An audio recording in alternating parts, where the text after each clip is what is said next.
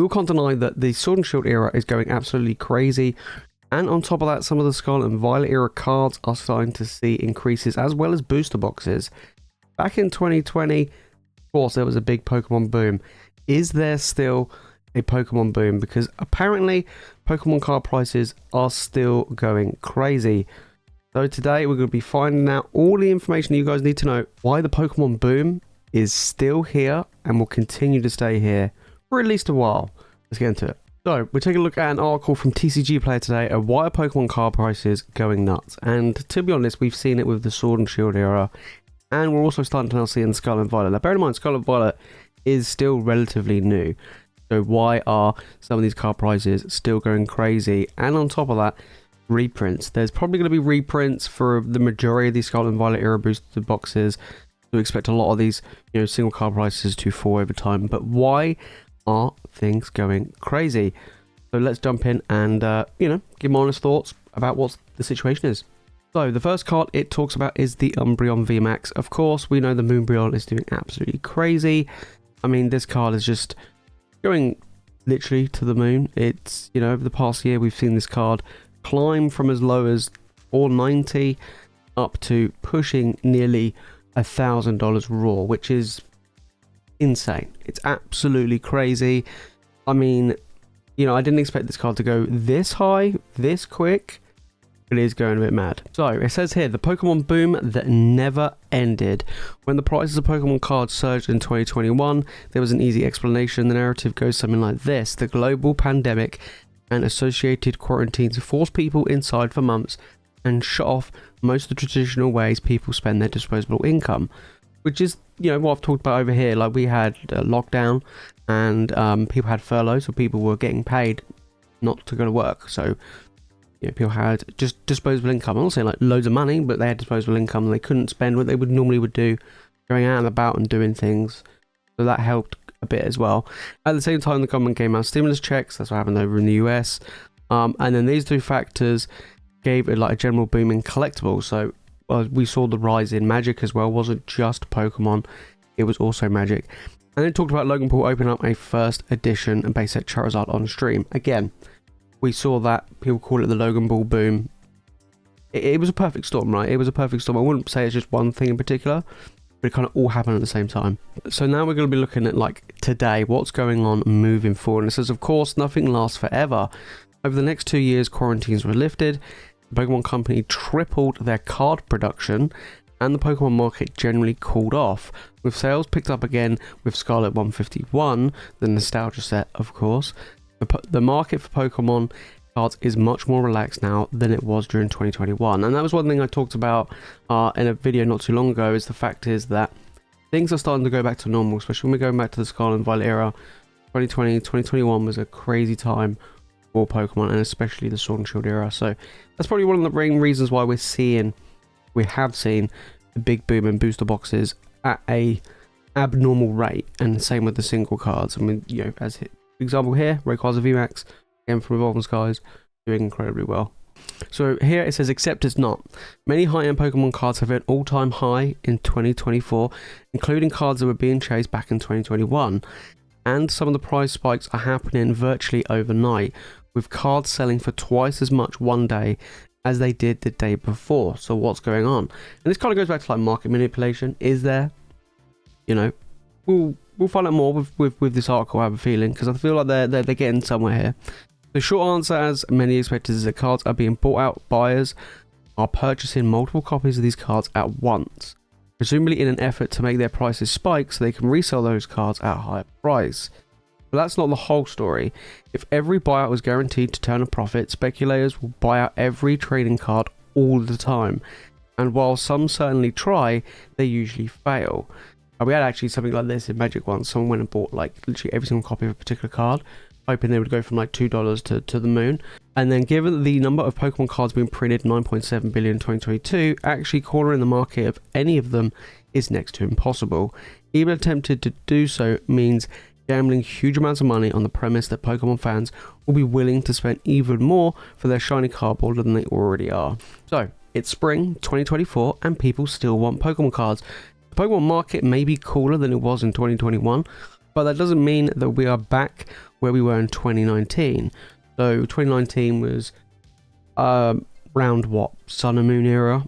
You know, for me, and obviously pre-COVID. So for me, it's kind of like, you know what? You know, it'd be interesting to see how things are. I mean, you know, we're kind of 2-3 years out of it now. Things still going a bit crazy. It did cool off, but okay, we'll let them cook. The most obvious sign is tournament attendance. In 2019, the biggest Pokemon tournament featured 1,122 players competing in the Masters in the TCG.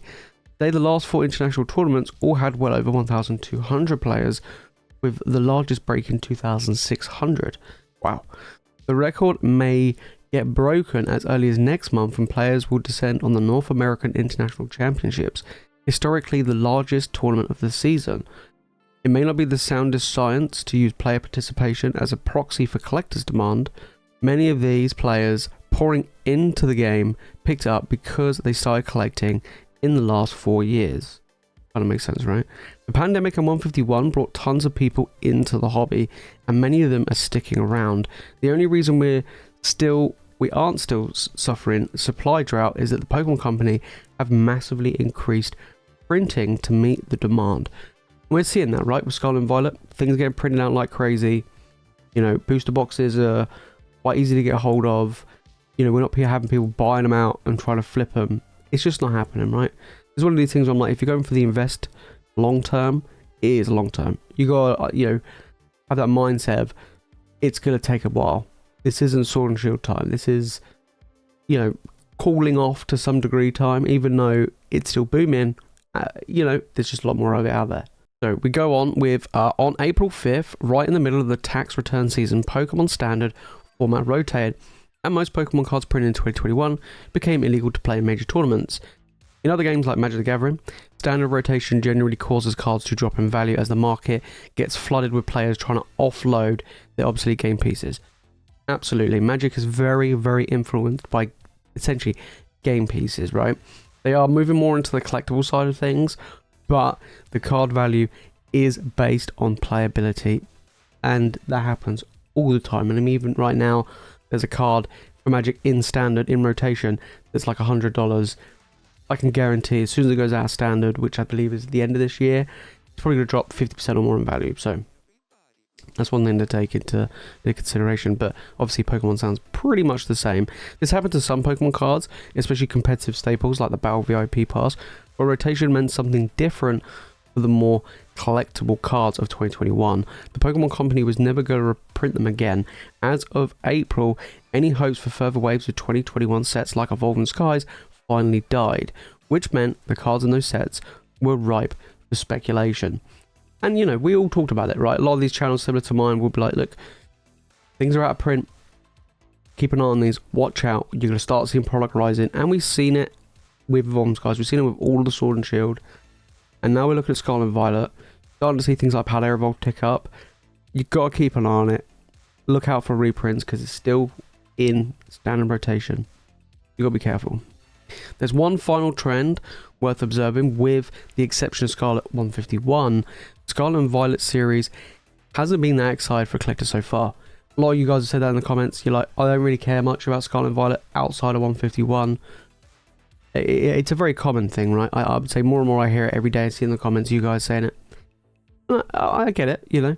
While there are more beautiful full art cards than ever, illustration rares, absolute home run, the vast majority of them feature Pokemon characters from the later generations. I mean, you look at Sword and Shield, a lot of them still featured older Pokemon. Even though it was Sword and Shield, it still featured a lot of older generational Pokemon that were the chase cards. If you look at the Sword and Shield era, most of the biggest, most expensive cards in all of these sets are older generational Pokemon. Scarlet and Violet so far haven't, so you know, have to wait and see. So we've got buyouts. This is what we're talking about when we're talking about like somewhat market manipulation, right? The theory behind buyouts is simple. All a speculator has to do is corner the market of a given card by buying as many copies as possible. This creates artificial scarcity. Pretty much happens a lot, to be fair, which makes the card price go up, and they can resell it at a profit, right? So this is where people would describe as pumping and dumping. You know, it's a lot easier with cards than with sealed product. You know, and that's why I always say there's such a higher risk, much higher risk with single cards when you buy them than actual booster boxes or sealed product as a rule. So gotta be super careful. So in practice, buyouts can and do often fail for a host of reasons and end up costing the speculators lots of money. The first is that there's extremely high risk, extremely risky, as you know, just mentioned. If the card price stays the same or worse, dips down, then the speculator loses all the time and money that they've put into wanting to resell it, which is going to be tough, right? They're going to try and offload it. This risk is multiplied by how costly and difficult it is to make a significant dent in the available supply of a given card. Not just TCG Player, guys. Facebook, eBay, even just online stores. It's not just TCG Player. Yes, you may be like, oh, there's barely any listings on TCG Player. You've got to look at everywhere else. You've got to be careful. eBay is the main one, I think. eBay is, you know, so many people use eBay for a whole load of things, obviously. And you just got to look to see what's available. Because there's so many times I look on TCG Player and they'll be like, no listings at all, or very little, maybe less than 10. And you go on eBay and there's just loads. Especially here in the UK, there'll be loads. So you've got to keep an eye out on that. Okay, so here they're going to give us an example of a buyout. So we have Phoebe, which is a full art trainer from Battle Styles. Not the most, you know, biggest set, biggest card. We're looking around about $12 for this one. If we scroll further down, we can see that we got the line here, which is obviously the price. And then we got these lines that are bouncing up here and the dates on the bottom. So price history for the near mint copies of the Phoebe from January 1st to May 7th, which was when this, I guess, day was recorded. The bars show the relative number of copies sold per day, and the blue line shows the market price. The bar highlighted in the red, so there's one there, is February the 20th of February, right? I say 2020 then. 20th of February, when the average number of copies sold rose to 5.5. So this is really interesting. So we get an idea. Most of these are around 2 to maybe 4. I would say probably about 2 on average, probably about 2 or 1 copy sold a day. And then one day there was a big purchase. So that's actually quite interesting. We're going into other juicier cards by the looks of it. As an example, here's the price history of Phoebe. On February 20, someone bought a ton of copies at once, and the average copies per buyer that day rose to 5.5. The card responded by continuing to drop in price. There wasn't an external reason for the card to spike, and the price wasn't enough to make a dent in the supply. So far, so normal. Now let's look at some buyouts that bend the normal rules.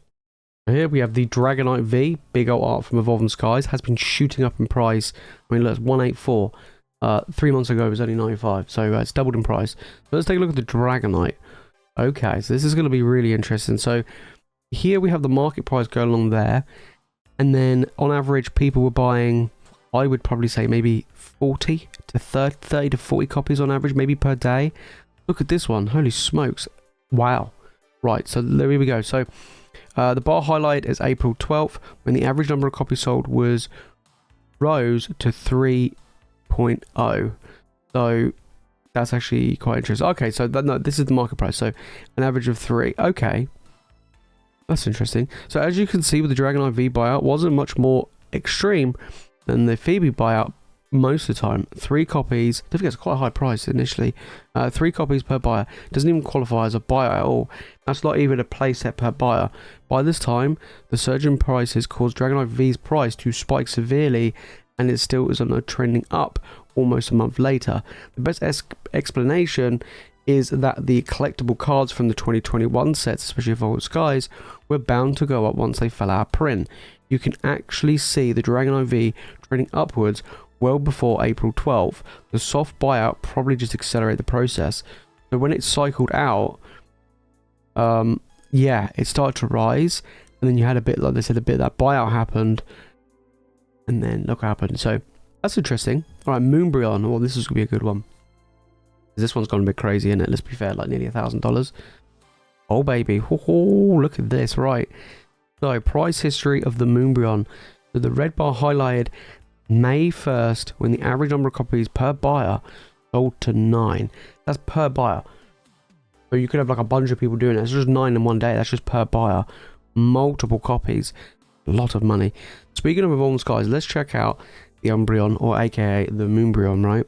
The time the upward trend before the buyout is even more visible, driven by several days of high sales with an average copy per buyout of 1.2.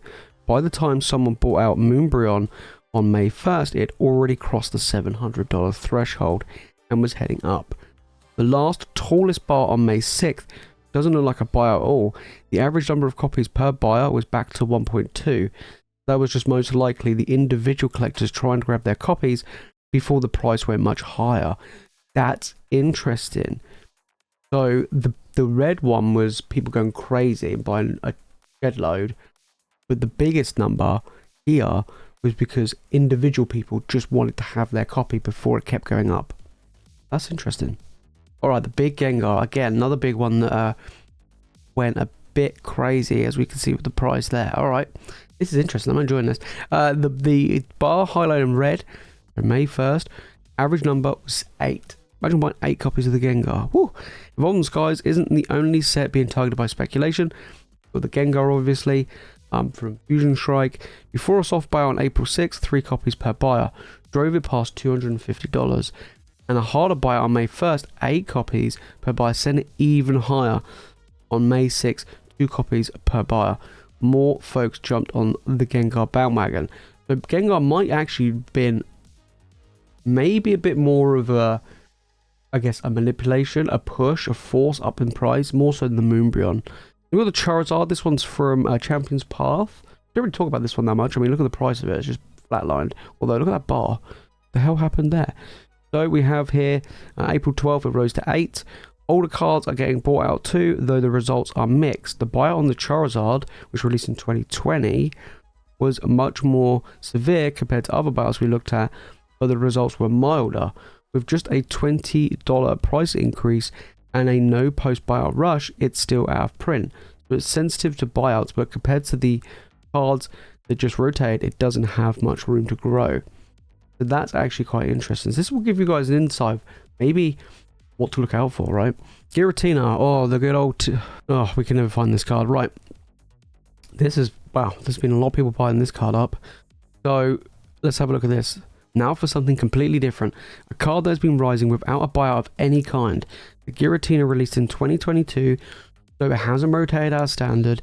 It also hasn't had any crazy sale days, and its copies per buyer hasn't risen above 2.5 all year, but it's still on track to double in price compared to where it was in January. So much for the theory that all the spikes have been driven by rotation. Maybe this speaks to collectors' love for the later sets of the Sword and Shield era, especially compared to the recent Scarlet and Violet era sets. Yeah, I would agree with that one. Alright, Moy's Conviction. A lot of people said that this was potentially pumped. Let's see. As you can see, it shot and then kind of come back down. So it's going to be interesting to see this one. Alright, so on April 10th, when the average number of copies rose to 5.7, on April 10th, someone bought out Moy's Conviction from Temporal Forces, the most recent Pokemon set, driving the total copies sold to higher than any day during release weekend and pushing copies per buyer to 5.7. Despite being a relatively weak buyout, it managed to double the card's price temporarily. This is where you gotta be careful. This is a big risk. Because you imagine you see this happen and you're like, oh my days, going to the moon, and you buy it at $90 or even $80 or even $70, and you just see it start going back down to where it was pre-buyout. That's rough. That is super rough. Right, the Magikarp, another big card from Palais Revolve this time, which again, a lot of speculation thinking that, you know, this was another one that was kind of bought out and pumped, so be interesting to see. So, okay, alright. So, we have here, let's end on the most perplexing buyout of all. On April 3rd, there was a soft buyout of Magikarp that pushed the $70 card to over $100, and it's just stayed there. This card isn't even a year old. It shouldn't be possible for speculators to raise its price just by buying a fraction more than a playset each. But so far, the market has just calmly accepted that this illustration rare is the most valuable card in Palais Revolve. That is very interesting, because look at that, and I mean, it's just declined. So maybe people are not wanting to spend that type of price. Don't forget, you can try and crack it open. Probably going to be a reprint as well. It'll be interesting to see. I would expect this to go down. If there is a reprint, this will go down. So here we go. So finishing it off, conclusion. So what is going on? I wish I could offer a clear explanation for every price spike and dip affecting the Pokemon market right now, but frankly, this is a weird time to be buying and selling Pokemon cards. All I can say for sure is that, as I hope I've shown, while buyouts are definitely involved in some of the price increases we've seen since January, the forces at play are much more complicated than a handful of fans playing stockbroker. Okay, best guess, like the pandemic itself, the 2020s Pokemon boom still isn't over. So there you have it. That is an article on TCG Player. Really, really useful. I liked where they showed the graphs of showing the buyouts per days from January to now on the big chase cards that we've seen these big booms happen for. It's interesting. So it's not just people pumping and dumping cards. It's not just solely on buyouts. Playability has a massive factor. I mean, we saw some cards that were bought out massively and the price stayed exactly as it was, basically. And then we see some cards do get a bit manipulated, like the Moy's Conviction. Magikarp is another one. But the older cards are just somewhat natural.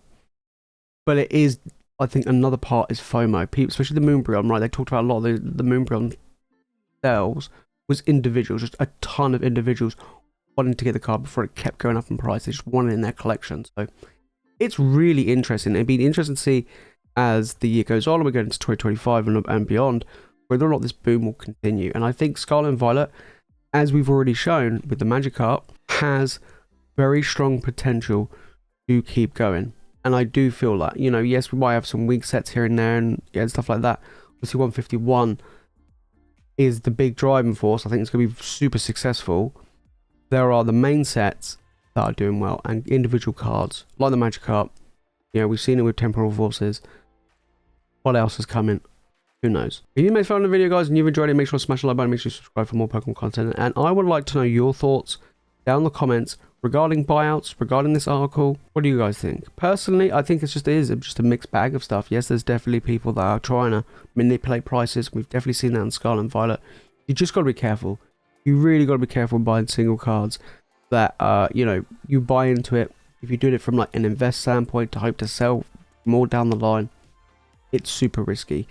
If you just want it in your collection, then, you know, it's whatever you're willing to pay for it, and that's fine. So, but yeah, definitely be careful.